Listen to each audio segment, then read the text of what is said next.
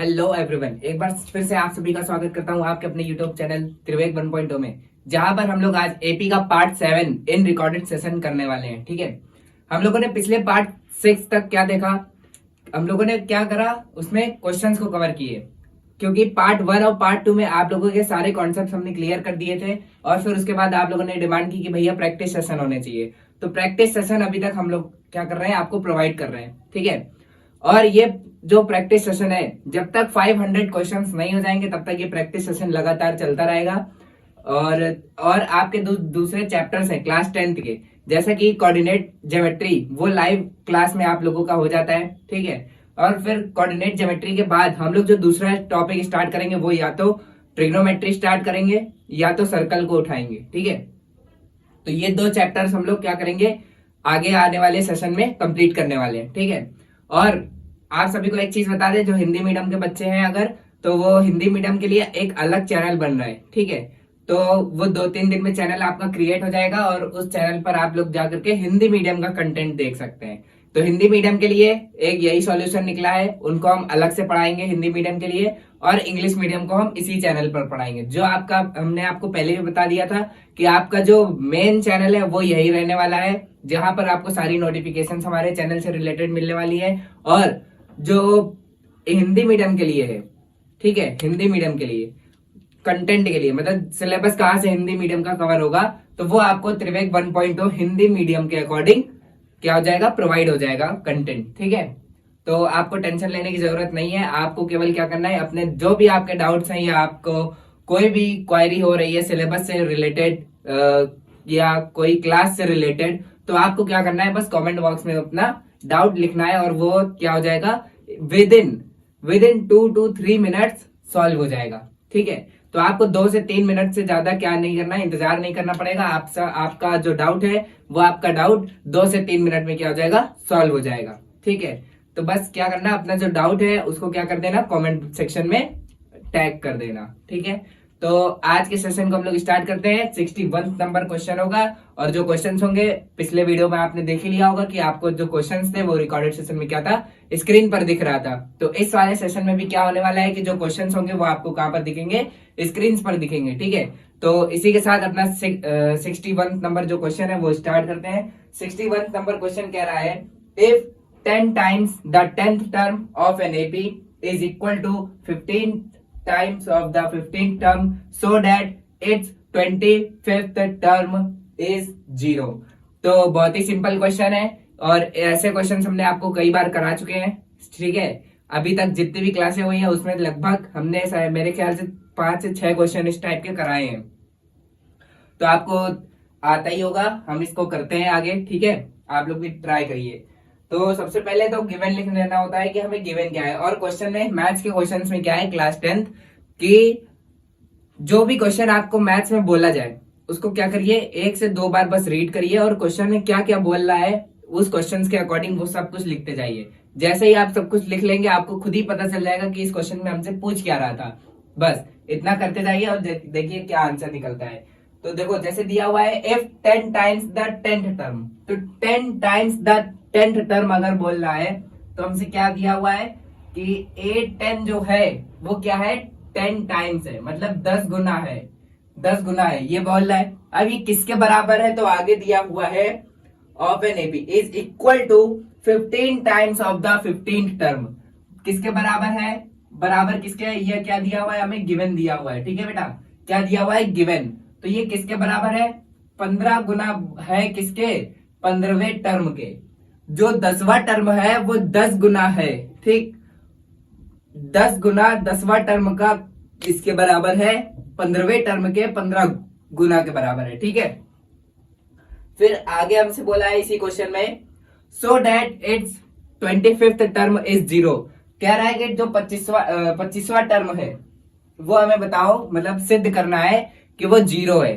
ठीक, हिंदी मीडियम के लिए इस वीडियो के जो क्वेश्चंस है वो आपको डिस्क्रिप्शन बॉक्स में मिल जाएंगे, और अगर हैंड रिटन नोट्स चाहिए तो आप लोग कमेंट सेक्शन में लिखिएगा भैया हैंड रिटन नोट्स प्रोवाइड। ठीक, तो जैसा कि कोऑर्डिनेट सेक्शन जब हम पढ़ा रहे थे, सॉरी कोऑर्डिनेट ज्योमेट्री जब पढ़ा रहे थे, तो एक बच्चे ने कहा था भैया नोट्स को प्रोवाइड कर दीजिए, तो नोट्स क्या कर दिए गए हैं, उसके डिस्क्रिप्शन बॉक्स में लगा दिए गए हैं, तो आप वहां से भी डिस्क्रिप्शन बॉक्स से भी क्या कर सकते हैं, पीडीएफ को डाउनलोड कर सकते हैं। ठीक है, तो इस क्वेश्चन में देखो आगे क्या बोला है। एक चीज तो हमें ये गिवन थी, दोनों से निकालना क्या है ये देखो। अब हमसे बोल रहा है कि प्रूव करना है। क्या प्रूव करना है बेटा? प्रूव करना है कि जो 25वां टर्म है वो किसके इक्वल है, 0 के। ठीक है, हमें क्या प्रूव करना है? सबसे पहले तो हमें गिवन क्या है कि जो 10वां टर्म है वो 10 गुना है। अब वो बराबर किसके है, ये हमें दिया हुआ है 15वें टर्म के 15 गुना के बराबर है। तो यहां से अगर हम लोग एक चीज निकाल के देखें, अगर हमें ये निकालना है तो जाहिर सी बात है हमें n की वैल्यू भी पता होनी चाहिए। तो n की वैल्यू तो हमें यहीं पर दिख रही है, कोई बात नहीं। अब हमें और क्या पता होना चाहिए, a और d पता होना चाहिए। अगर हमें ये टर्म स्पेसिफिक टर्म कोई निकालना है तो हमें a और d पता होना चाहिए। a और d निकालने के लिए हमें ये इक्वेशन दी हुई है, तो इस इक्वेशन से ही निकालेंगे। जैसे यहाँ पर दिया हुआ है 10 टाइम्स 10th टर्म, तो 10 टाइम्स 10th टर्म को क्या लिख सकते हैं, a प्लस 9d। क्या लिख सकते हैं बेटा, a प्लस 9d। और 15 टाइम्स ऑफ 15 टर्म को क्या लिख सकते हैं, a plus 14d। a plus 14d, बोलो इतना लिख सकते हैं, a plus 14d, a plus 14d लिख सकते हैं। ठीक है, अब इसका क्या कर दो, अंदर मल्टीप्लाई करा दो। ठीक है, अगर अंदर मल्टीप्लाई लेकिन करा दोगे तो फिर ये थोड़ा बड़ा हो जाएगा, है ना, थोड़ा बड़ा हो जाएगा, कैलकुलेशन हमें ज्यादा करनी पड़ेगी। तो यहां से क्या करो कि इसको और इसको क्या कर दो, 5 से क्या कर दो, कैंसिल आउट कर दो। 5 2 जा 10 और 5 3 जा 15। ठीक है, ये हो गया। अब इस 2 का अंदर मल्टीप्लाई कराओगे तो ये हो जाएगा 2a plus 18d is equals to 3a plus 42d। ये आ गया। अब a वाले टर्म्स को एक तरफ कर लो और d वाले टर्म्स को एक तरफ कर लो, या इस साइड जो राइट हैंड साइड है तुम्हारा उस तरफ क्या बना दो, 0 बना दो, और बाकी सब सारे टर्म्स को एक तरफ ले आओ। तो हम क्या कर रहे हैं कि इधर हम लोग 0 बना रहे हैं और इधर के सारे टर्म्स उधर ले जा रहे हैं, ताकि साइन जो है वो हमारा पॉजिटिव में रहे। ठीक है, क्योंकि इधर ये दोनों डिजिट्स क्या है, इन दोनों डिजिट्स से बड़ी है, तो हम लोग इधर छोटी वाली डिजिट्स को जब इधर लेकर के जाएंगे तो जाहिर सी बात है वो उधर जाकर के पॉजिटिव ही हो जाएगा। तो इधर है 3 है, इधर है 2 है, ये 2 है जब इधर जाएगा तो हो जाएगा कितना, a, और ये जब ये इधर जाएगा तो कितना हो जाएगा, 24d। ठीक है, और a प्लस 24d को ही हम लोग क्या लिख सकते हैं, 25th नंबर टर्म लिख सकते हैं। क्या लिख सकते हैं, 25th नंबर टर्म लिख सकते हैं। तो यहीं से ये प्रूव हो जाता है कि 25वां टर्म जो होगा वो हमारा क्या होने वाला है, 0 होने वाला है। क्या होने वाला है बेटा, 0 होने वाला है। ठीक है, तो अब 62 वाले क्वेश्चन पर चले। 62 क्वेश्चन नंबर तुम्हारे स्क्रीन पर आ गया होगा, वहां से सॉल्व करना स्टार्ट करो।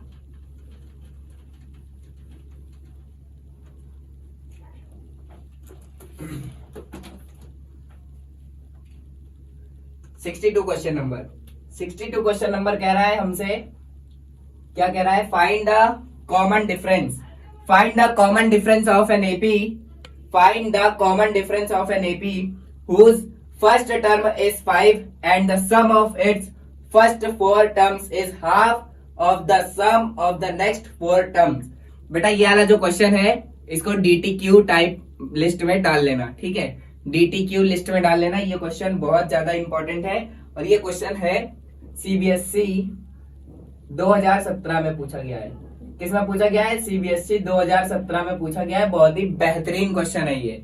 ठीक है, बहुत ही ज्यादा बेहतरीन क्वेश्चन है। ठीक, तो चलो इस बेहतरीन क्वेश्चन को भी समाप्त करते हैं। कह रहा है find the common difference.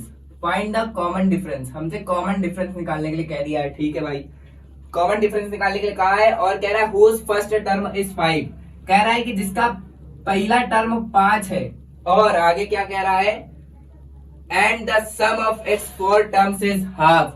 And the sum of its 4 terms, and the sum of its 4 terms, मतलब S4 किसके बराबर है, ये देखो जो S4 है वो किसके बराबर है, किसके बराबर है, हाफ ऑफ आगे क्या कह रहा है, half of the sum of next 4 terms, the half of the next of the fourth sum, sorry sum of the next 4 terms. ठीक है, ये कह रहा है हमसे। तो नेक्स्ट 4 टर्म्स, राइट, अगर कोई मान लो कि 1 2 3 4 5 6 7 8, अब ये इक्वेशन कैसे बनेगी ये देखो।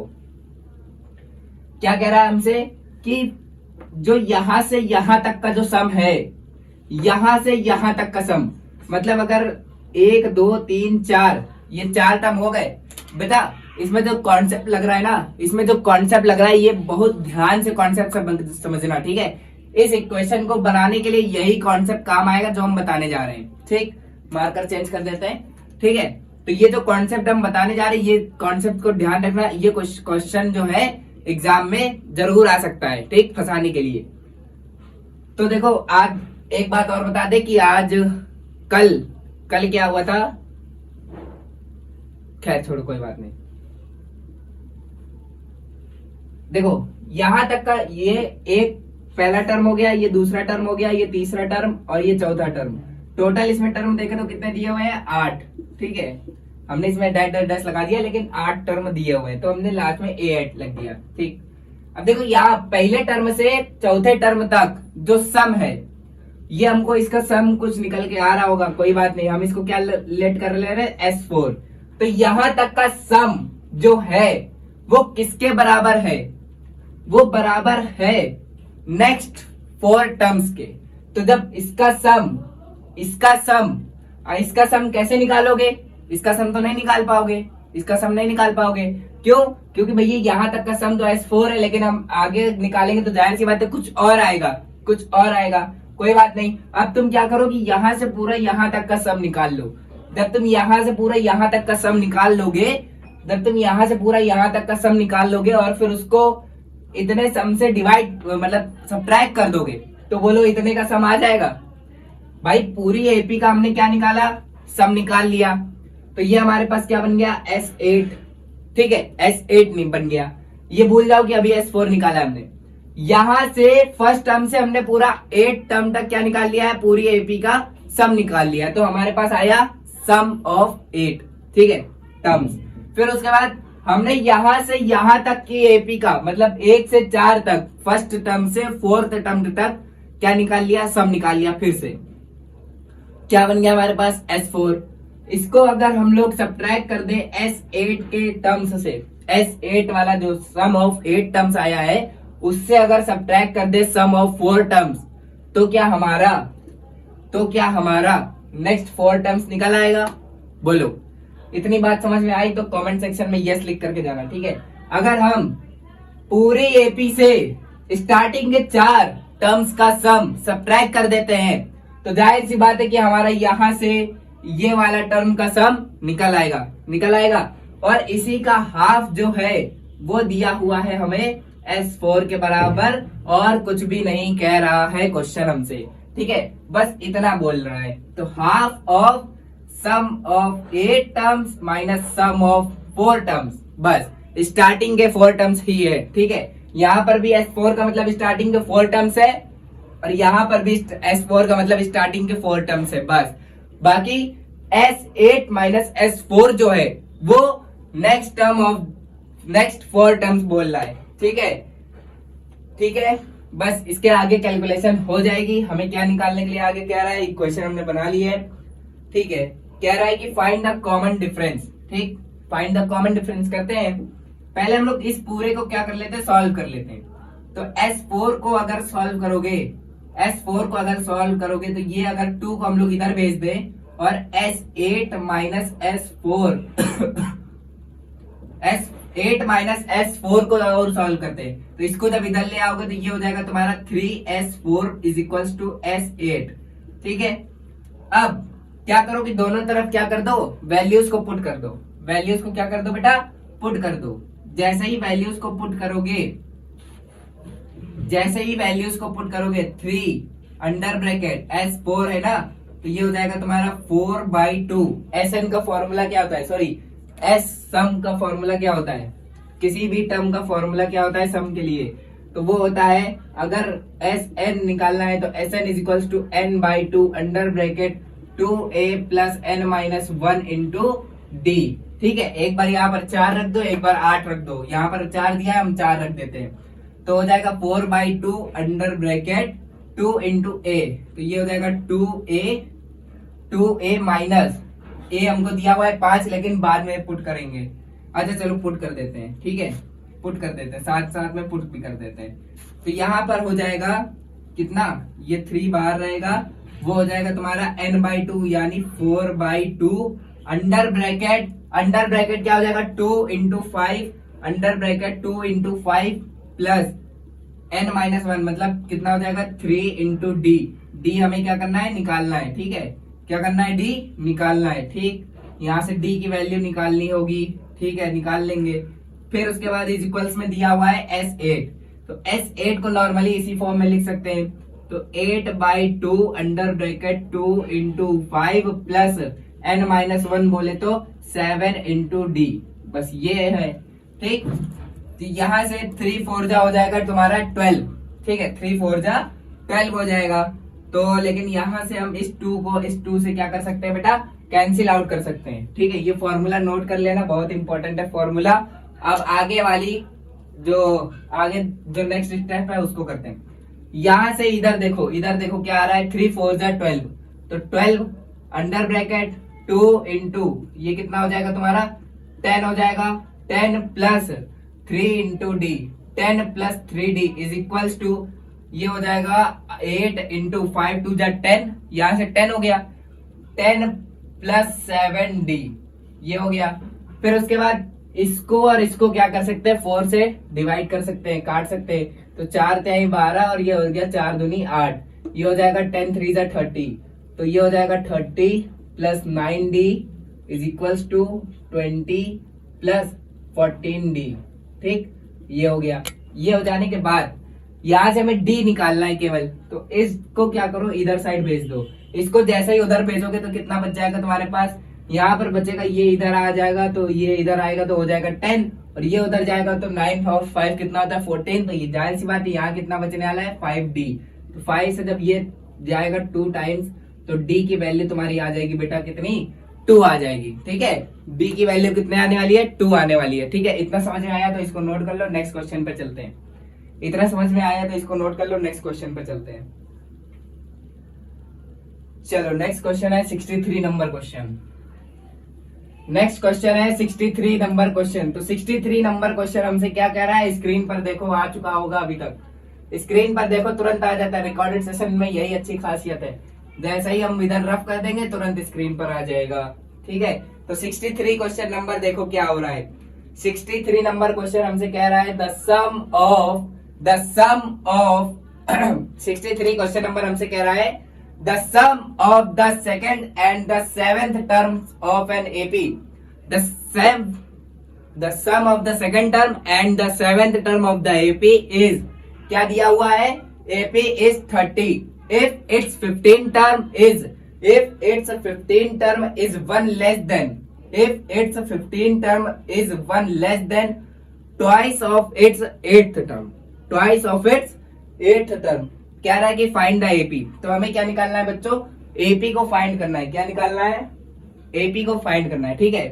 तो एपी को फाइंड करना है जब हमें, तो इसमें गिवन क्या क्या है, सबसे पहले वो देख लो, दूसरे और सातवें टर्म का सम जो है वो 30 दिया हुआ है, तो दूसरे और सातवें टर्म का जो सम है वो हमको क्या दिया हुआ है 30, ठीक है। और आगे क्या कह रहा है, if the 15th term is, अब देखो 15 टर्म के साथ क्या कंडीशन लगाई है, तो A15 इक्वल है 1 लेस देन, ठीक है, एक कम है किसके टर्म से, ट्वाइस ऑफ 8th टर्म, तो ट्वाइस ऑफ 8th टर्म के ट्वाइस ऑफ 8th टर्म से एक क्या है, कम है, बस।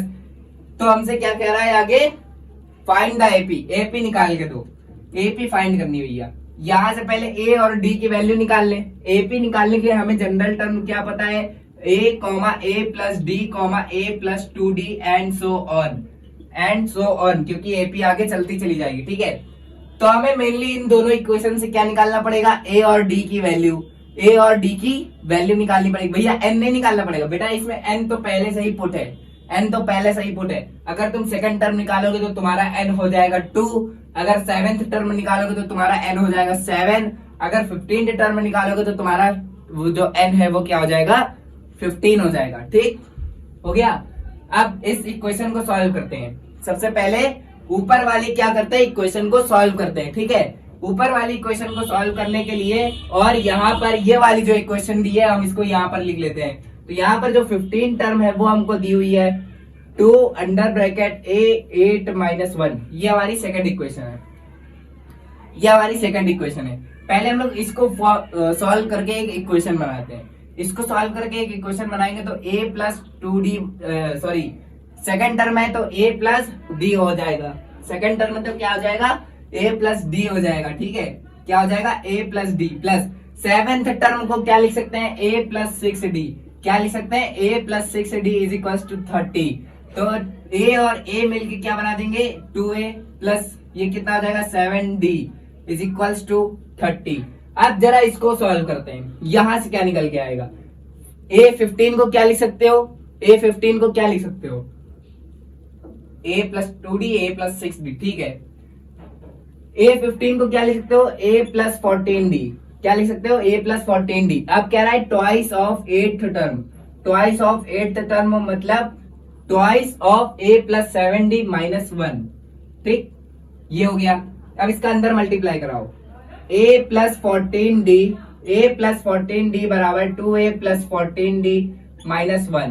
तो 14d से तुम्हारा 14d कैंसिल आउट हो जाएगा और ये तुम्हारा उधर जाएगा तो a की वैल्यू जो है तो वो तुम्हारी 1 आ जाएगी। a की वैल्यू तुम्हारी आ गई, यानी जो फर्स्ट टर्म है वो तुम्हारा कितना होगा 1 होगा। ठीक है, जो फर्स्ट टर्म है वो कितना होने वाला है 1। तो इस a की वैल्यू को जब इधर पुट करोगे तो ये हो जाएगा तुम्हारा 2 plus 7d is equals to 30। तो 7d इज इक्वल्स टू हो जाएगा 28। तो d की वैल्यू आ जाएगी 4।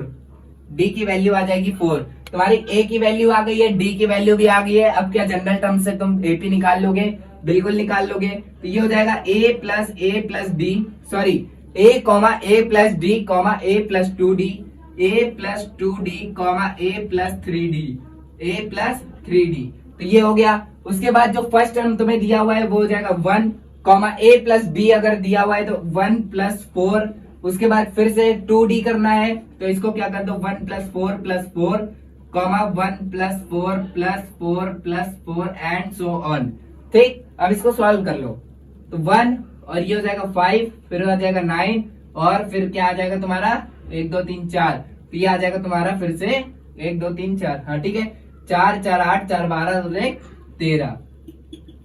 ये तुम्हारी एपी बन जाएगी 1 5 9 13। ये क्या बन जाएगी बेटा तुम्हारी एपी बन जाएगी। ठीक है, इसके आगे का नेक्स्ट क्वेश्चन, इसको नोट कर लो फिर नेक्स्ट क्वेश्चन पे चलें। इसको नोट कर लो फिर नेक्स्ट क्वेश्चन पे चलें। आज शायद मेरे ख्याल से 70 क्वेश्चन करा देने चाहिए। 70 क्वेश्चन किसी भी हालत में हो जाने चाहिए, है ना। अभी मेरे ख्याल से 10 से 15 मिनट हुए होंगे और 3 क्वेश्चन लिपटे हैं अभी, तो 70 क्वेश्चन लिपटा देंगे आज।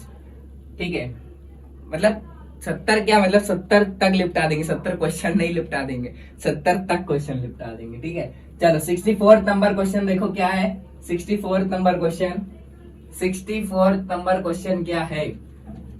64 नंबर क्वेश्चन स्क्रीन पर आ चुका होगा। स्क्रीन पर जैसे ही आ जाया करे तुरंत ट्राई करना स्टार्ट कर दिया करो। 64 नंबर क्वेश्चन क्या कह रहा है। 64 नंबर क्वेश्चन कह रहा है for what value of n, for what value of n, for what value of n the nth term of the arithmetic progression 63 65 67 and so on. And next जो AP दी हुई है वो हमें क्या दी हुई है 3 10 और 17 and so on are equals. मतलब दोनों एपी का फिर से कौन सा टर्म है जो ये बता रहा है कि दोनों एपी इस टर्म पर क्या होंगी इक्वल होंगी। मतलब अगर पहली टर्म का कोई n नंबर मान लो 5 आ रहा है और दूसरी एपी का जो टर्म है उसमें भी छठा टर्म जो है 5 आ रहा है, तो कौन सा नंबर होगा जो हमारा कॉमन होगा। तो दोनों एपी में 5 नंबर जो है वो क्या है कॉमन है। अब वो कौन से टर्म पे आ रहा है हमें वो टर्म निकालना है। ठीक, ऐसा क्वेश्चन बहुत स्टार्टिंग में करवा चुके हैं, घबराने की बात नहीं है, हम फिर से दोबारा करा रहे हैं। ठीक है, तो 64 नंबर क्वेश्चन है। पहले हम लोग AP1 लिख लेते हैं, क्या लिख लेते हैं AP1 और इधर साइड लिख देते हैं AP2। इसका जो फर्स्ट टर्म है वो मान लेते हैं A1 और D1 मान लेते हैं इसका कॉमन डिफरेंस। इसका जो फर्स्ट टर्म है उसको मान लेते हैं A2 और जो सेकंड टर्म कॉमन डिफरेंस है सेकंड AP का वो मान लेते हैं D2। अब भैया n को n1 और n2 क्यों नहीं माना? क्योंकि बेटा वो एक जो n है वही हमें निकालना है कि कौन सा सेम होगा। तो जब उसने कह दिया है कि जो n है वो दोनों AP में इक्वल है तो यहाँ पर भी n क्या रहने वाला है? सेम रहने वाला है। ठीक है बेटा, तो चलो इसके आगे क्या दिया हुआ है? AP को लिख लेते हैं AP जो हमें दी हुई है फर्स्ट AP जो दी हुई है वो है 63, 65, 67 एंड सो ऑन। और जो सेकंड AP है वो हमें दी हुई है 3, 10, 17 एंड सो ऑन। ठीक, तो यहां से तुम देख पा रहे होगे कि ये जो A1 है वो तुम्हारा है 63 और जो तुम्हारा D1 है यानी कॉमन डिफरेंस है वो है 65 माइनस 63 मतलब 2। अगर यहाँ पर जो फर्स्ट टर्म है सेकंड AP का तो वो है तुम्हारा 3 और जो तुम्हारा D2 है मतलब कॉमन डिफरेंस वो क्या है? 10 माइनस 3 करोगे कितना आ जाएगा बेटा? 7 आ जाएगा। कितना आ जाएगा? 7 आ जाएगा। ठीक, अब हमें दोनों AP का nth टर्म निकालना है कि कौन सा सेम है। तो पहले हम लोग दोनों AP का जनरल टर्म निकाल लेते हैं क्योंकि वही जनरल टर्म सेम रहने वाला है। तो जैसे जनरल टर्म निकालेंगे, जैसे ही क्या निकालेंगे? जनरल टर्म निकालेंगे तो क्या हो जाएगा? an is equals to a plus n minus 1 into d. ये हो जाएगा तुम्हारा D1, ये हो जाएगा A1। अब यहाँ पर भी जनरल टर्म देखो सेम रहने वाला है, जनरल टर्म सेम रहने वाला है। और जनरल टर्म कब सेम रहेगा? जब n की वैल्यू सेम रहेंगी, इसलिए an भी क्या है? सेम है दोनों में। तो A2 plus n minus 1 into D1। ठीक है, अब इसको पुट करते हैं। इसको क्या करते हैं? पुट करते हैं। पुट करेंगे तो an is equals to A1 की वैल्यू क्या है हमारे पास? 63। क्या है बेटा? 63 प्लस n माइनस 1, यही हमें निकालना है, इंटू D1 क्या दिया हुआ है हमें? 2 दिया हुआ है। ठीक है, ये 2 लिख दिया। अब यहां से an की वैल्यू निकालते हैं तो an is equals to A2 की वैल्यू क्या है हमारे पास? 3 दिया हुआ है, 3 लिख दिया प्लस n माइनस 1। अब D1 सॉरी यहाँ पर D2 होगा, ये D1 नहीं होगा, क्या होगा? D2। तो D2 की वैल्यू हमें क्या दिया हुआ है? 7 दिया हुआ है। तो यहाँ पर क्या पुट कर दिया बेटा? 7 पुट कर दिया। फिर उसके बाद अगर तुम ये देख पा रहे हो कि ये an और ये an दोनों ही सेम है तो क्या इस वाले an की जगह हम ये वैल्यूज को लिख सकते हैं? ये जो इक्वेशन बनी हमारे पास जनरल टर्म की, इसको लिख सकते हैं। जाहिर सी बात है लिख सकते हैं। क्यों? क्योंकि an दोनों बराबर है, हमको इसको इसके इक्वल दिखा सकते हैं। जब ये इसके इक्वल है तो जाहिर सी बात है ये इसके इक्वल हो सकता है, राइट? तो इसको हम लोग यहाँ पर पुट कर देते हैं। तो ये हो जाएगा 63 plus n minus 1 into 2 is equals to 3 plus n minus 1 into 7। ये हो गया। अब ये 63 से क्या होगा? सब्ट्रैक्ट होगा तो ये हो जाएगा तुम्हारा 60 प्लस 60 हो गया प्लस, अब इसका और अंदर क्या करो? सब्ट्रैक्ट करो तो ये हो जाएगा तुम्हारा 2n minus 2 is equals to, ये हो जाएगा तुम्हारा 7n माइनस 7। ठीक है, क्या हो जाएगा? 7n minus 7। अब इसको इधर ले आकर के क्या कर दो? सब्ट्रैक्ट कर दो। क्या कर दो? सब्ट्रैक्ट करोगे तो कितना हो जाएगा? यहाँ पर तुम्हारा टोटल बचेगा 65। ठीक है, 65 बचा और ये उधर जाकर के सब्ट्रैक्ट होगा तो कितना हो जाएगा तुम्हारा? 5 बचेगा। उधर कितना बचेगा? 5। तो ये हो जाएगा 5n। तो यहाँ से तुम्हारे जो n की वैल्यू है वो कितनी आने वाली है? 13। मतलब जो 13th नंबर टर्म होगा वो क्या होगा? तुम्हारा सेम होने वाला है। अब वो 13 नंबर टर्म कौन सा होगा ये तुम लोग कमेंट बॉक्स में निकाल के बताओगे। ठीक है, हम लोग दूसरे क्वेश्चन पे चलते हैं। हालांकि बोला नहीं है कि कौन सा टर्म होगा, मतलब उस टर्म को भी बताओ कौन सा स्पेसिफिक नंबर होगा, उसको निकालने की जरूरत नहीं, लेकिन तुम लोग निकाल के बताना। ठीक है, तो यहाँ पर केवल हमसे n की वैल्यू पूछी थी कि कौन से टर्म पर दोनों ही AP का जो स्पेसिफिक नंबर है, जनरल टर्म है, वो सेम होने वाला है। तो हम लोगों ने वो नंबर निकाल दिया है। कौन सा टर्म होगा? वो 13 नंबर टर्म होगा जो दोनों ही AP का क्या होने वाला है? सेम होने वाला है। ठीक है, चलो नेक्स्ट क्वेश्चन करो। Next question 65th number question. 65th number question. तो 65th नंबर क्वेश्चन अब तक स्क्रीन पर आ चुका होगा। स्क्रीन से देख करके तुरंत उसको सॉल्व करना चालू करो। जो 65th नंबर क्वेश्चन है वो हमसे कह रहा है the 17th term of the AP is 5 more than twice of its 8th term if the 11th term of the AP is 43 find its nth term। देखो इसमें भी nth term बोला है, मतलब जनरल टर्म निकालना है। nth टर्म बोल दिया मतलब जनरल टर्म निकालना है। ठीक है, निकाल सकते हैं, लेकिन इसके लिए हमें गिवन क्या क्या है ये देखते हैं। क्वेश्चन नंबर कौन सा है? 65। क्वेश्चन नंबर क्या है हमारा? 65 है। कौन सा क्वेश्चन नंबर है? 65।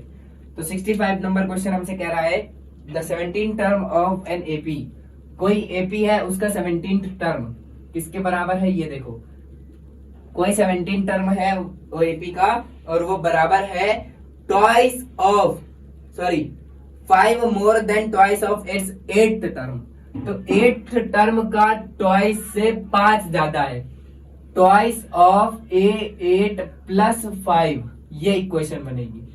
ठीक है, अगर इक्वेशन ऐसे बोल रहा है 5 more than twice of its 8th term, तो जाहिर सी बात है अगर तुम इंग्लिश में पढ़ रहे हो तो ऐसा पढ़ोगे, लेकिन अगर इक्वेशन बनाओगे तो उल्टी इक्वेशन बनाओगे। कैसी उल्टी इक्वेशन बनाओगे? पहले लिखोगे ट्वाइस ऑफ 8th टर्म, तो यहाँ पर लिख दिया ट्वाइस ऑफ 8th टर्म। अब कह रहा 5 ज्यादा है, तो यहाँ पर 5 क्या कर दो? ऐड कर दो। ठीक है, क्या कर दो? ऐड कर दो। अगर बोले 5 टाइम्स ऑफ 8th टर्म, तो क्या करना है? 5 का केवल 8 टर्म में क्या कर देना है? मल्टीप्लाई कर देना है, बस। ठीक है, उसके आगे कुछ नहीं करना है। ठीक, अब यहां से क्या निकालना है? और कुछ दिया है क्या क्वेश्चन में? इसमें कह रहा है if the 11th term of an AP is 43, ये दे दिया है। ठीक है, बढ़िया है। क्या कह रहा है कि if the 11th term of an AP is 43, तो यहां से हमें ये चीजें, इतनी सारी चीजें गिवन है, तो हम लोग इसको सॉल्व कर लेते हैं आसानी से। तो इसको जैसे ही सॉल्व करोगे तो क्या हो जाएगा? तुम्हें निकालना क्या है? nth टर्म निकालना है। क्या निकालना है? nth टर्म, ये याद रखना है। ठीक है, तो nth टर्म निकालना है। तो A17 को क्या लिख सकते हैं? A plus 16D is equal to 2 under bracket 8th term को क्या लिख सकते हो? और A प्लस 7D क्या लिख सकते हो? A plus 7D plus 5। ठीक है, A प्लस 7D प्लस 5, इसको क्या कर लो? कैलकुलेशन कर लो, सिंपल कैलकुलेशन है। 2A प्लस 14D प्लस क्या हो जाएगा? ये 5। तो इसको जब करोगे कैलकुलेशन तो क्या आने वाला है? ये D उठ करके इधर आएगा, कितना हो जाएगा? 2D। तो ये हो गया 2D is equal to A plus 5। तो ये कितना हो जाएगा तुम्हारा? ये कितना होने वाला है? A माइनस 2D, और ये हो जाएगा माइनस का 5। कितना हो जाएगा? माइनस का 5। 5 मोर देन क्या रहा था? हाँ, 5 मोर देन इट्स ट्वाइस। हाँ, ठीक है। अब इसको सॉल्व कर दे। इसको सॉल्व करने पर क्या होगा कि A plus 10D is equal to 43, ये हो गया ना। अब हमें जनरल टर्म निकालना है, तो यहाँ से हमें जनरल टर्म निकालने के लिए क्या होना चाहिए? A और D की वैल्यू पता होना चाहिए। A और D की वैल्यू पता होना चाहिए, तो पहले हम लोग इसे सॉल्व करेंगे। तो A प्लस 10D बराबर 43, A प्लस 10D बराबर 43, A माइनस 2D बराबर माइनस का 5। अब दोनों को एलिमिनेशन मेथड से क्या कर देंगे? सब्ट्रैक्ट कर देंगे, हटा देंगे। ठीक है, 43 और 5 हो जाता है 48, और ये हो जाएगा तुम्हारा 12D। क्या हो जाएगा? 12D, और ये हो जाएगा सब्ट्रैक्ट, और इसको इससे काटोगे तो आ जाएगा D की वैल्यू तुम्हारी निकल के 4। और जब D की वैल्यू तुम्हारी 4 आ जाएगी, तो 4 को किसी भी वैल्यू में क्या कर दो? पुट कर दो। जैसे मान लो कि इस 4 को हमने उठा करके इसमें पुट किया, तो हमें यहाँ से 10 इंटू 4 इज इक्वल्स टू 43। तो A इज इक्वल्स टू 40, कितना हो जाएगा? 43 minus 40। A is equals to 43 minus 40, तो A की वैल्यू कितनी आ जाएगी? 3 आ जाएगी। कितनी आ जाएगी? A की वैल्यू 3 आ जाएगी, और D की वैल्यू कितनी आ जाएगी? 4। तो हमें जनरल टर्म निकालना है, तो an is equals to A plus n minus 1 into D। तो A की वैल्यू हमें क्या गिवन है? 3, और n माइनस 1 इंटू D की वैल्यू कितनी गिवन है? 4। तो यहाँ से an बराबर कितना आ जाएगा हमारे पास? 3 प्लस n माइनस 1 इंटू 4। इसको और थोड़ा सा सॉल्व कर देते हैं। इसको और सॉल्व करेंगे तो ये आ जाएगा 3 प्लस 4n माइनस 4। तो ये आ जाएगा यहाँ से कितना? 4n माइनस 1, और इस फाइनल आंसर तुम्हारा यही होने वाला है कुछ बच्चे यहाँ तक ला करके छोड़ देते हैं, उनको मार्क्स भी कम मिलेगा। फाइनल आंसर जो है वो ये है जनरल टर्म का, ठीक है। फाइनल आंसर क्या है, यही है जनरल टर्म का। तो यहाँ तक लास्ट तक सॉल्व करना। जनरल टर्म में क्या है कि जब लास्ट में जा करके सॉल्व होना बंद हो जाए तब वहां से आंसर क्या होता है, फिनिश हो जाता है। अन्यथा आपको पूरा ही क्या करना पड़ेगा, सॉल्व करना पड़ेगा, ठीक है। इस क्वेश्चन को नोट करो, अगले क्वेश्चन पर चलते हैं, ठीक है। इस क्वेश्चन को नोट करो, तब तक अगले क्वेश्चन पे चलते हैं। अगले क्वेश्चन पे चलते हैं, अगले क्वेश्चन पे।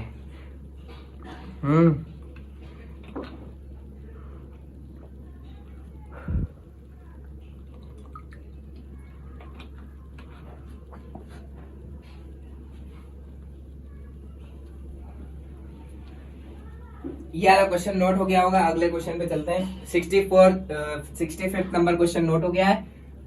तो यहां से अब 66 नंबर क्वेश्चन देखते हैं।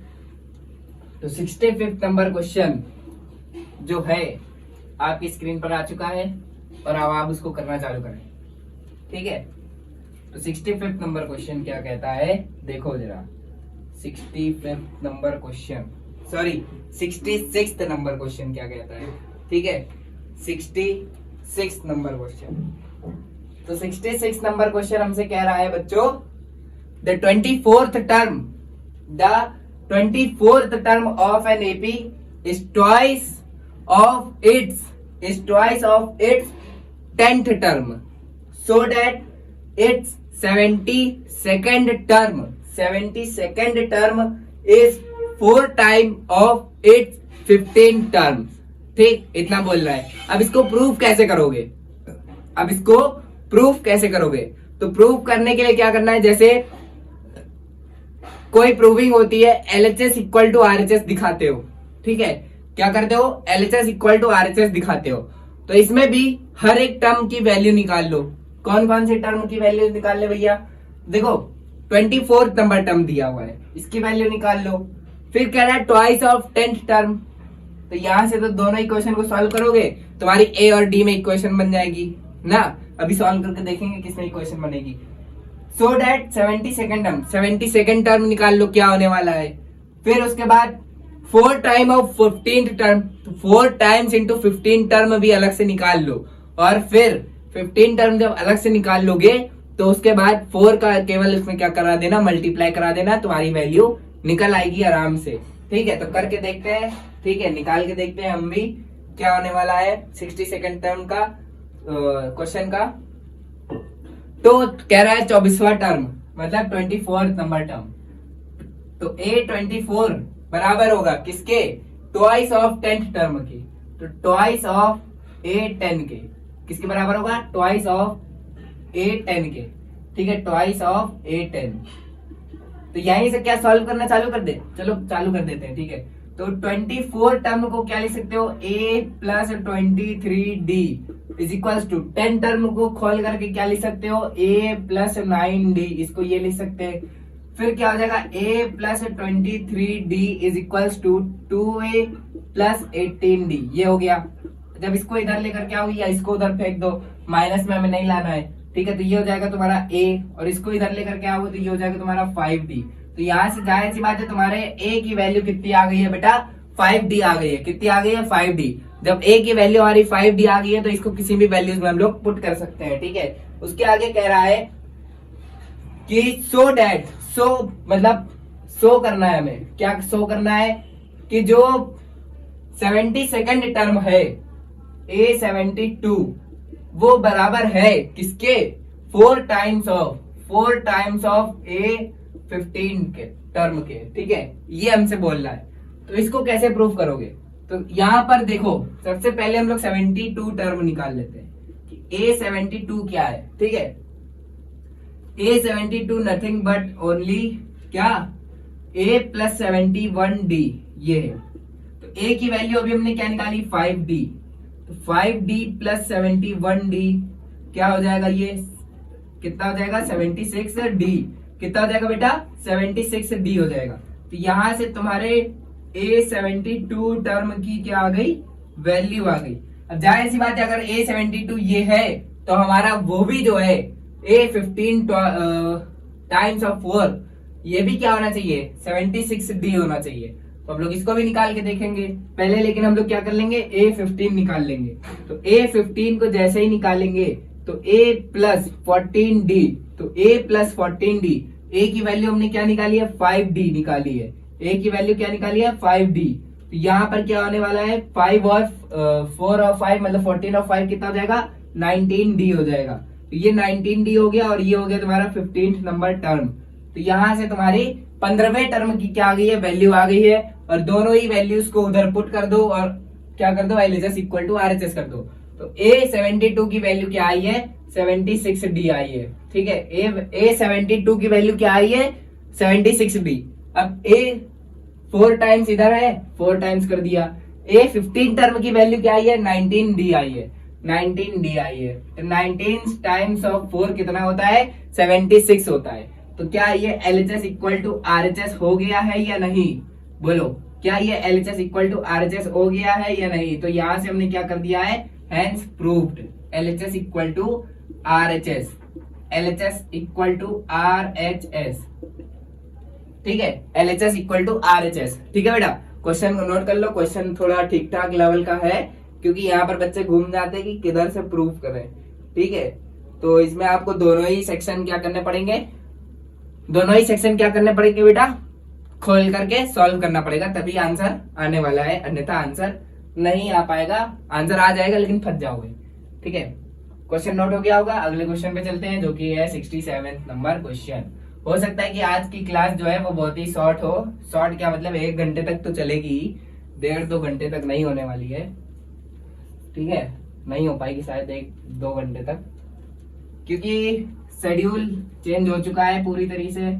अब आपको हफ्ते में 4 क्लास जो है वो आपको लाइव क्लास ही मिलेगी और 2 रिकॉर्डेड सेशन होंगे। बस हफ्ते में 4 क्लास जो है वो लाइव होने वाली है और 2 रिकॉर्डेड होने वाली है।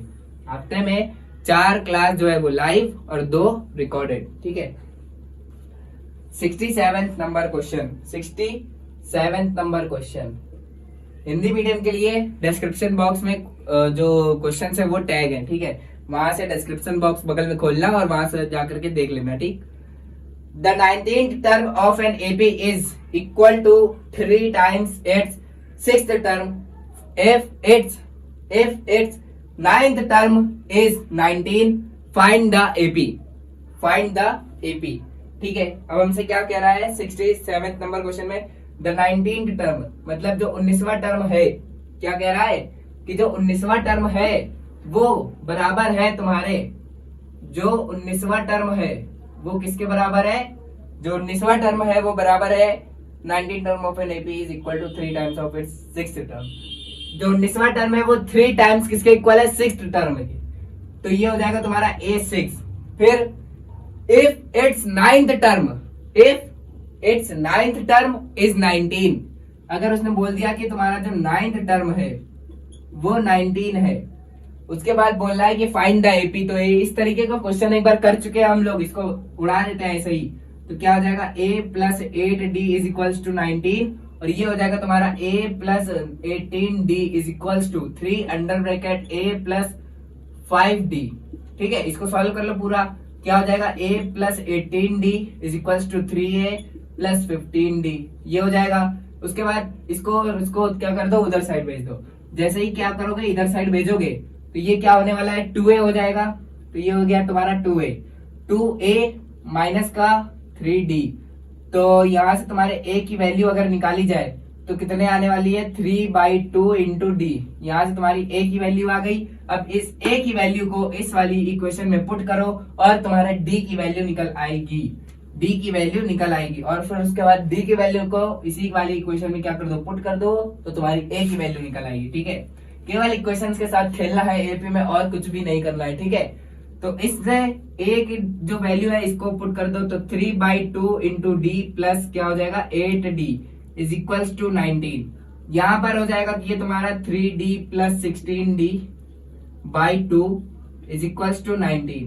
ठीक, इसको इधर ला करके सॉल्व करते हैं। तो ये हो जाएगा तुम्हारा 3d plus 16d is equals to कितना हो जाएगा 38d। ठीक है, 16 और 3 हो जाएगा तुम्हारा 19, यानी 19d इज इक्वल्स टू 38। तो ये हो जाएगा तुम्हारा डी की वैल्यू कितनी आने वाली है, 2 आने वाली है। डी की वैल्यू अगर 2 आ गई है तो इसको जो है वैल्यू अगर यहाँ पर 2 पुट कर दे तो तुम्हारी ए की वैल्यू कितनी आ गई, 3। ए की वैल्यू बेटा कितनी आ गई है तुम्हारी, 3 आ गई है, ठीक है। ए की वैल्यू कितनी आ गई, 3। हमसे कह रहा है एपी फाइंड करना है ना, तो एपी को फाइंड करने के लिए जनरल टर्म का फॉर्मूला क्या होता है, फॉर्मूला क्या मतलब जनरल टर्म्स क्या होती हैं, a comma a plus d comma a plus 2d comma a plus 3d and so on, ठीक है। तो ए की वैल्यू है तुम्हारे पास 3 कॉमा 3 प्लस 2 करोगे तो कितनी आ जाएगी 5, और 5 में फिर 2 ऐड कर दोगे तो 7, 7 में फिर ऐड 2 कर दोगे तो कितना हो जाएगा 9। और यहां से हमारी एपी क्या हो गई है, निकल कर आ गई है। एपी क्या हो गई है, निकल कर आ गई है। कौन सा क्वेश्चन नंबर था, क्वेश्चन नंबर था 67, ठीक है। ठीक, क्वेश्चन को नोट करो, ये क्वेश्चन उतना भारी भरकम नहीं है, इसको डीटीक्यू लिस्ट में डालने की जरूरत भी नहीं है। लेकिन इसके बाद वाला जो क्वेश्चन है, प्रूविंग वाला क्वेश्चन है, वो क्वेश्चन अच्छा क्वेश्चन है, ठीक है। वो क्वेश्चन इसलिए अच्छा है क्योंकि एक स्टेप में कुछ ऐसा है जो कि बेहतरीन है। ये वाला जो क्वेश्चन है वो तुम्हारा आया है सीबीएसई 2013 में, और इसके बाद जो क्वेश्चन कराने जा रहे हैं वो अभी तक नहीं पूछा गया है, वो अभी तक क्वेश्चन नहीं पूछा गया है, लेकिन इस साल जरूर पूछा जाने वाला है। प्रेडिक्शन हो रहा है ये, ठीक है। प्रेडिक्शन हो रहा है कि जो अब नेक्स्ट क्वेश्चन हम कराने जा रहे हैं वो 2027 में जरूर पूछा जाएगा यूपी बोर्ड एग्जाम में, ठीक। तो चलो, ये वाला क्वेश्चन कौन सा सीबीएसई में पूछा गया था 2013 में, ठीक है। तो अब 68 नंबर क्वेश्चन करते हैं। 68 नंबर क्वेश्चन स्क्रीन पे आ गया होगा, वहां से करना चालू करो। रिकॉर्डेड सेशन में बस यही एक प्रॉफिट रहता है कि स्क्रीन पर क्या हो जाता है, क्वेश्चन आ जाता है, और लाइव में क्या होता है कि हमें लिखना पड़ता है, ठीक है। तो वैसे कल आपकी लाइव क्लास है, और लाइव क्लास के लिए हमने एक पोल डाला था कि आज जो क्लास है वो कितने बजे से रखनी होनी चाहिए, ठीक है। तो उसको कर देना, उसको कल की क्लास के लिए, कल जो लाइव क्लास है उसके लिए हम पोल नहीं डालेंगे यार, चलो डाल देंगे, अच्छा नया पोल डाल देंगे, ठीक है। 68 नंबर क्वेश्चन, जो 68 नंबर क्वेश्चन है वो बताओ, if the pth term is q and the qth term is p then so that p plus qth term is 0। तो हमें ये प्रूफ करके लाना है। वैसे ये क्वेश्चन हम एक बार, दो बार, ये शायद मेरे ख्याल से तीसरी या चौथी बार करा रहे हैं, ठीक है। तो pth टर्म जो है वो हमको q दिया हुआ है, और जो qth टर्म है वो हमको p दिया हुआ है।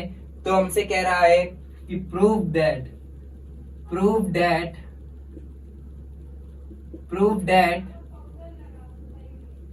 Term p plus q is equals to 0। हमको ये प्रूव करके लाना है, ठीक है।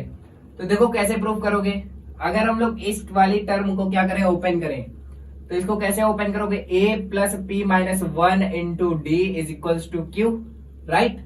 अगर इसको टर्म को ओपन करें तो क्या हो जाएगा, a plus q minus 1 into d is equals to p। ये है तुम्हारी सेकंड इक्वेशन और ये है तुम्हारी फर्स्ट इक्वेशन। दोनों को क्या कर दो बेटा, सब्ट्रैक्ट कर दो। सब्ट्रैक्ट करोगे तो क्या हो जाएगा तुम्हारा, ये माइनस और ये भी माइनस। ये तुम्हारा a से a क्या हो जाएगा, कैंसिल आउट, और d को अगर तुम बाहर कॉमन ले लो, d को क्या ले लो बाहर कॉमन, तो ये आने वाला है तुम्हारा p minus 1 minus q plus 1 is equals to q minus p, right. यहाँ से 1 से 1 कैंसिल आउट हो जाएगा ड्यू टू अपोजिट साइन, तो ये हो जाएगा तुम्हारा p minus q is equals to q minus p। और अगर हम लोग यहाँ से माइनस कॉमन ले लें तो अंदर क्या बचने वाला है, p माइनस क्यू। तो अगर तुम लोग देख पा रहे हो तो p माइनस क्यू से p माइनस क्यू भी क्या हो जाएगा, कैंसिल आउट, और यहाँ पर -1 d की वैल्यू आ जाएगी। यहाँ पर अगर d की वैल्यू -1 आ गई है, तो अगर d की वैल्यू -1 आ गई है तो a की वैल्यू निकालने के लिए इन दोनों इक्वेशन में से किसी में भी क्या कर दो, d की वैल्यू को पुट कर दो। तो हम लोग पहले इक्वेशन को उठाते हैं और यहाँ पर लिखते हैं a plus p minus 1 into d is equals to q, ये हमने लिखा। फिर इसको सॉल्व करेंगे तो हो जाएगा p माइनस 1 इंटू माइनस का 1 इज इक्वल्स टू क्यू। जब इसका अंदर मल्टीप्लाई कराएंगे तो ये हो जाएगा a माइनस का q plus 1 is equals to, ये q नहीं है p है, ठीक है, क्या है p। जब इन सबको उधर साइड भेजोगे तो a की वैल्यू जो है वो फाइनल निकल के आएगी q प्लस p माइनस 1, ठीक। अब हमें ये वाली टर्म को प्रूव करना है कि ये 0 के इक्वल है। तो ये 0 के ही इक्वल है भाई साहब। ये क्या है, 0 के इक्वल है। देखो कैसे, कहने से कुछ थोड़ी नहीं हो जाता है, करके दिखाना पड़ता है ना। तो यहां से देखो क्या हो जाएगा, a plus n minus 1d को अगर लगाओगे तो तुम 0 प्रूफ कर पाओगे, ठीक है। तो इसको जैसे ही क्या किया तुमने, a की वैल्यू अभी क्या निकाली है, q प्लस p या p प्लस क्यू माइनस 1। तो p plus q minus 1 plus under bracket n तुमने अभी क्या निकाला है, इसको थोड़ी सी जगह दे देते हैं, ठीक है, लिखने के लिए। तो n अभी तुमने क्या निकाला था, टर्म निकालना है p प्लस क्यू, तो टर्म निकालना है तो a plus under bracket term को हमने यहाँ पे लिख दिया p plus q minus 1 into d, ठीक है। a की वैल्यू अभी क्या निकाली बेटा तुमने, p प्लस क्यू माइनस 1, ये लिखा हुआ है a p plus q minus 1। तो यहाँ पर a की वैल्यू को जैसे ही पुट करोगे p plus q minus 1 plus ये वाली वैल्यू को अब यहाँ पर पुट करो, और यहाँ पर देखो d की वैल्यू क्या है, -1 है, ठीक है। इसको लिखा रहने दो, अभी ऐसे ही लिखा रहने दो, -1 को यहाँ पर पुट कर लो। अब इस -1 का अंदर क्या कराओ, मल्टीप्लाई कराओ, ये क्या है p प्लस क्यू, तो यहाँ पर हो जाएगा तुम्हारा p प्लस क्यू माइनस 1। अब इसका अंदर मल्टीप्लाई कराओगे तो ये हो जाएगा माइनस का p, जो प्लस है अंदर वो माइनस हो जाएगा और जो माइनस है वो प्लस हो जाएगा, तो ये हो जाएगा माइनस का p माइनस का q और ये +1 हो जाएगा। तो यहाँ पर देख पा रहे होगे तो p से p कैंसिल आउट और q से q कैंसिल आउट, 1 से 1 कैंसिल आउट, तो आंसर तुम्हारा आ जाएगा 0। कितना आंसर आ जाएगा, 0 आंसर आ जाएगा, ठीक है। कितना हो जाएगा, 0 आंसर आ जाएगा। इस क्वेश्चन को नोट कर लो। ये क्वेश्चन क्यों अच्छा था, क्योंकि यहाँ पर कुछ बच्चे क्या करते हैं कि यहाँ पर अपोजिट समझ लेते हैं कि यहाँ पर p माइनस क्यू दिया है और यहाँ पर दिया हुआ है q माइनस p, तो ये तो कटेगा ही नहीं, इसको उठा करके इधर ले आते हैं और शायद इसको उठा करके इधर डाल देते हैं, यहाँ से पूरी d की वैल्यू निकाल लेते हैं, q minus p divided by p minus Q, ये कर देते हैं। उनको ये नहीं मतलब याद आता है, ये इस कैलकुलेशन उस समय नहीं याद आता, एग्जाम के समय। अभी तो कर देंगे, अभी कर देंगे, एग्जाम के समय क्या होगा कि इसको डिवाइड में ले जाएंगे, यहाँ पर -1 की वैल्यू निकाल ही नहीं पाएंगे और फिर ऐसा क्वेश्चन क्या कर देंगे, छोड़ देंगे। क्या कर देंगे, छोड़ देंगे, ठीक है। 68 नंबर हो गया है, 69 नंबर क्वेश्चन पे चलते हैं और फिर उसके बाद 70 नंबर क्वेश्चन पर और फिर क्लास को समाप्त करते हैं। बस 2 क्वेश्चन और फिर क्लास को क्या कर देंगे, एंड कर देंगे, ठीक है। क्या कर देंगे, एंड कर देंगे क्लास को। तो 69 नंबर क्वेश्चन आपकी स्क्रीन पर आ चुका होगा, आप स्क्रीन पर देख सकते हैं। 69 नंबर क्वेश्चन, 69 नंबर क्वेश्चन हमसे क्या कह रहा है, एक बार देखो। 69 number question, the first and the last term of an AP, the first and the last term of an AP are, जो फर्स्ट टर्म है वो हमारा a दिया हुआ है and the last term is l respectively, so that the sum of the nth term, so that the sum of the nth term from the beginning and the nth term from the end is a plus l, ठीक है। निकाल लेंगे। हमने सबसे पहले दिया क्या हुआ है, सबसे पहले क्या दिया हुआ है, the first and the last term, the first and the last term अगर देखा जाए तो हमें क्या दिया हुआ है। अगर इसको एपी के अकॉर्डिंग देखें, अगर एपी के अकॉर्डिंग देखें तो ये क्या होगा, a plus D a plus 2d and so on, और लास्ट टर्म क्या दिया हुआ है हमें, l दिया हुआ है, ठीक। अगर सम ऑफ स्टार्टिंग से निकाले, अगर स्टार्टिंग से इसका सम निकाले तो क्या होने वाला है, ऐसा निकाले अगर तो क्या होने वाला है, सम ऑफ nth टर्म, तो n by two under bracket 2a plus n minus 1 into d, ये हो जाएगा, ये हो जाएगा ना, ठीक है। उसके बाद फ्रॉम लास्ट टर्म, अब लास्ट टर्म से कैसे निकालोगे, लास्ट टर्म से कैसे निकालोगे भैया, लास्ट टर्म से निकालना है ना, तो फ्रॉम लास्ट टर्म से अगर निकालना है तो Sn, तो ये तो Sn ही रहेगा, Sn is equals to n by two under bracket l minus n minus 1 into d, बस सिंपल है, ये निकल आएगा, ठीक। ये निकल आएगा, बोलो निकल आएगा कि नहीं, निकल आएगा कि नहीं आ जाएगा। अच्छा रुको, इससे क्यों निकाल रहे हैं, एक और फॉर्मूला भी तो तुम्हें बताया था ना, एक और फॉर्मूला भी तो बताया था, कि सम ऑफ हमें क्या दर्शाना है इसमें, from the end is a plus l so that the sum of nth term from the end. हाँ ठीक है, ये भी निकाल सकते हैं कि जैसे nth टर्म अगर स्टार्टिंग से निकाल लें, nth टर्म अगर हम स्टार्टिंग से निकाल लें तो a plus n minus one into d, और अगर फ्रॉम लास्ट टर्म से निकाल रहे हैं तो an is equals to l minus n minus one into d. ठीक है, अब बोला है कि sum of nth term, sum of n terms, तो sum of n terms from starting, ये है ना, ये है, तो यहां पर क्या लिख दोगे, a plus n minus one into d, इन दोनों का सम बोल रहा है ना, इन दोनों का सम। तो इक्वेशन नंबर 1 और इक्वेशन नंबर 2 को क्या करना है, ऐड करना है।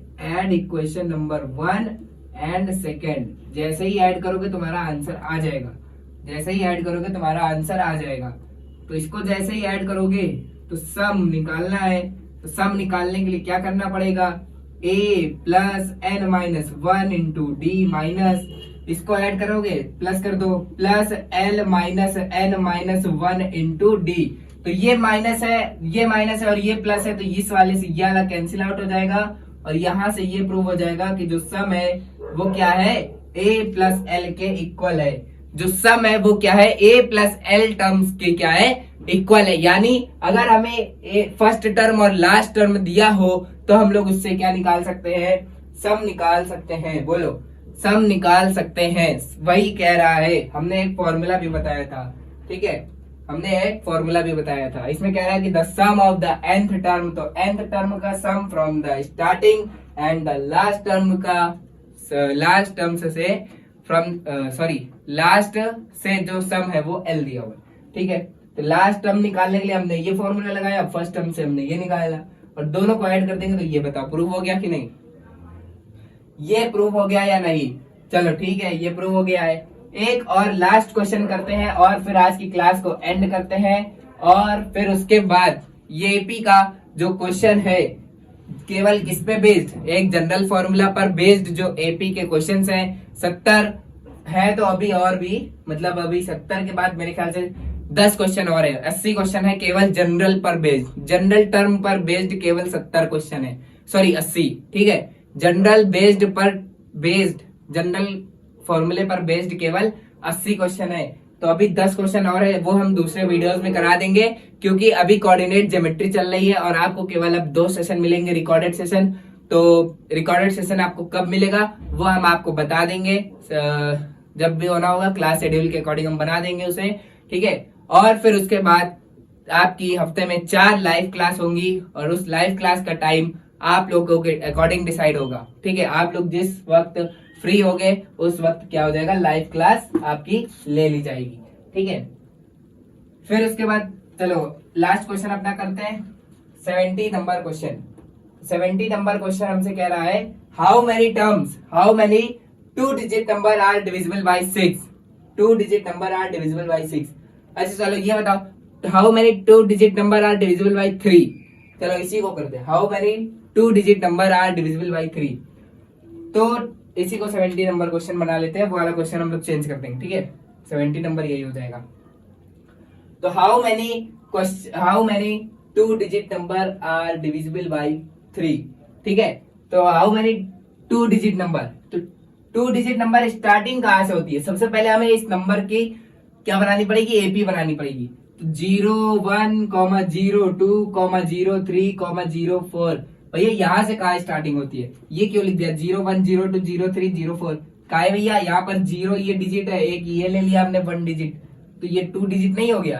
कहाँ से स्टार्टिंग होगी बताओ, कहाँ से 2 डिजिट नंबर की कहाँ से स्टार्टिंग होगी बताओ, बताओ कहाँ से स्टार्टिंग होती है, यहाँ से स्टार्टिंग होती है, 1 2 3 4 5, यहाँ से तो 2 डिजिट की स्टार्टिंग नहीं होती। कहाँ से होती है, इसका ही अपोजिट कर दो, कहाँ से 10 हो गया, 11 हो गया, 12 हो गया, 13 हो गया, 14 हो गया, यहाँ से क्या होता है 2 डिजिट नंबर स्टार्ट होता है, ठीक है। हमें तो हिंट मिल गई कि 2 डिजिट नंबर यहीं से स्टार्ट होता है। अब लेकिन 2 डिजिट नंबर में भी क्या बोल रहा है कि 3 से डिविजिबल होना चाहिए। क्या होना चाहिए बेटा, 3 से डिविजिबल होना चाहिए। तो क्या 10 3 से डिविजिबल होता है, नहीं होता है। क्यों नहीं होता है, 3 के टेबल में आता है क्या, नहीं। देखते हैं, ठीक है, टेबल पढ़ के देखते हैं। 3 1 3, 3 2 6, 3 3 9, 3 4 12, 12 हो सकता है लेकिन 10 नहीं हो सकता है। क्या 11 होगा? नहीं, जब 10 नहीं हो सकता है 12 हो सकता है। ठीक है, तो हमने यहाँ से 2 डिजिट को ये क्या कर दिया, रिमूव कर दिया। यहाँ पर हमने 4 रख लिया। 13 होगा? नहीं होगा। 14 नहीं होगा। 15 होगा। ठीक है, तो हमने 12 ले लिया, 15 ले लिया। क्या ले लिया? 12 ले लिया, 15 ले लिया, 18 ले लिया, एंड सो ऑन। अच्छा, लास्ट टर्म कौन सी होगी 2 डिजिट जो कि 3 से डिविजिबल हो? 99 होगी। कौन सी होगी? 99। ठीक है, क्या हो जाएगा? 99 हो जाएगा। अब कह रहा हाउ मैनी, मतलब हाउ मैनी कितने, कितने मतलब हाउ मैनी बोल दिया ना, तो कितने बोल दिया, तो कितने का मतलब क्या निकालने के लिए कह दिया? N term. क्या निकालने के लिए कह दिया? एन निकालने के लिए कह दिया, एन टर्म्स निकालने के लिए कह दिया। क्या बोल रहा है? How many numbers are divisible by 3। तो हमें पहले एपी बनाया, एपी बनाने के बाद क्या किया कि दो क्या निकालना है, 2 डिजिट नंबर, तो हमने एपी बना ली। फिर उसके बाद एन टर्म्स निकालने के लिए कह दिया। क्या नंबर निकालने के लिए दिया? N terms. तो एन टर्म्स अगर हमें निकालना है, क्या निकालना है बेटा? N terms. तो हमें देखो फर्स्ट टर्म भी पता है, लास्ट टर्म भी पता है। ठीक है, लास्ट टर्म भी पता है, फर्स्ट टर्म भी पता है। ठीक है, लेकिन हम लोग फॉर्मूला कौन सा लगाएंगे? a plus n minus 1 into d is equals to a n. ठीक है, तो यहाँ पर ए एन की जगह पर हम लोग क्या कर देंगे? पुट कर देंगे 99। a की वैल्यू क्या है? 12 प्लस एन माइनस 1 इंटू, अगर डी की वैल्यू निकाले तो 15 माइनस 12 करोगे तो कितना आ जाएगा? 3। अगर यहाँ से 12 क्या करोगे? सब्ट्रैक्ट करोगे तो 9 में से 2 जाएगा 7 आएगा, और 9 में से 1 जाएगा तो 8 आएगा, इज इक्वल टू, इसका अंदर मल्टीप्लाई कराओगे तो कितना आने वाला है? 3n minus 3। अब इसका अगर इसमें इधर ला करके एडिशन कराओगे तो कितना हो जाएगा? 87 प्लस 3 कितना हो जाएगा? 90। कितना हो जाएगा? 90 हो जाएगा। तो यहाँ पर आ गया तुम्हारा 90 इज इक्वल टू 3n। अब 3 को अगर 90 को अगर 3 से डिवाइड करोगे तो कितना आने वाला है? 30 आने वाला है। तो इसका मतलब कि जो 30 नंबर होंगे, 30 नंबर मतलब 12 से 99 के बीच में कितने डिजिट, 2 डिजिट जो नंबर है वो कितने होने वाले हैं? 30 होने वाले हैं। और वो भी किससे डिविजिबल होंगे? 3 से डिविजिबल होंगे। किससे डिविजिबल होंगे? 3 से। ठीक है, 30 नंबर ऐसे आने वाले हैं जो कि 3 से क्या होने वाले हैं? डिविजिबल होने वाले हैं। ठीक है, क्या होने वाले हैं? डिविजिबल होने वाले हैं, मतलब विभाजित होने वाले हैं। ठीक है, ये अपना लास्ट क्वेश्चन था आज का। और फिर यहाँ से आज की क्लास को हम लोग क्या करते हैं? एंड करते हैं। इस क्वेश्चन को पहले नोट कर लो, फिर उसके बाद आज की क्लास को एंड करते हैं हम सभी लोग। ठीक है,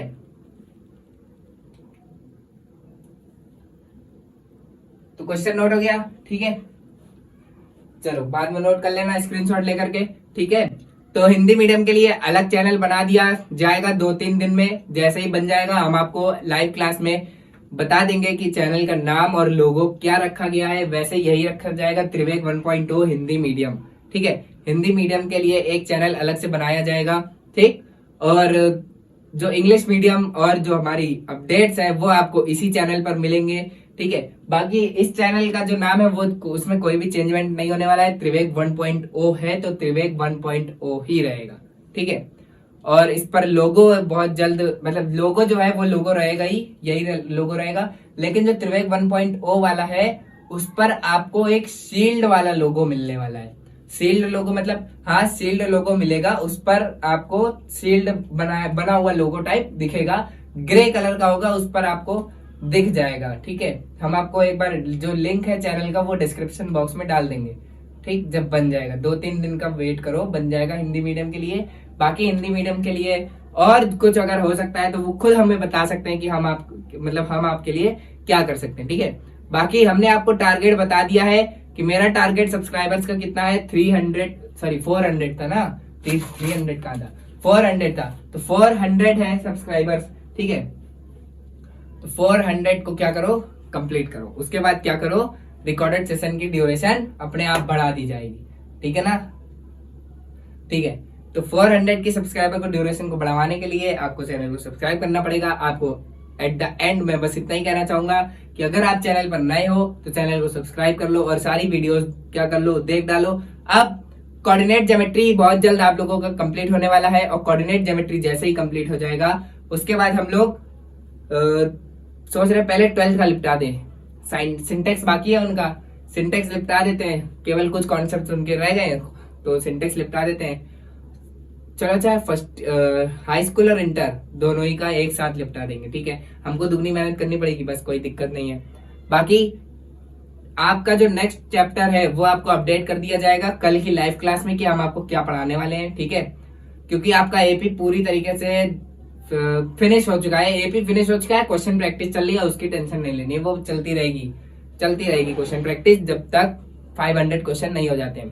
कोऑर्डिनेट ज्योमेट्री में क्या है, कोऑर्डिनेट ज्योमेट्री का आपका एक फॉर्मूला और बचा है, एरिया ऑफ ट्राइंगल वाला, बस वो फॉर्मूला बताना है और कोऑर्डिनेट ज्योमेट्री भी फिनिश है। वैसे देखा जाए तो कोऑर्डिनेट ज्योमेट्री आपका अभी तक पूरा फिनिश हो चुका है। आप कोई भी बुक उठा करके क्या कर सकते हैं, लगाना स्टार्ट कर सकते हैं, और आपका जो क्वेश्चन ना बने वो आप कमेंट बॉक्स में भेजिएगा।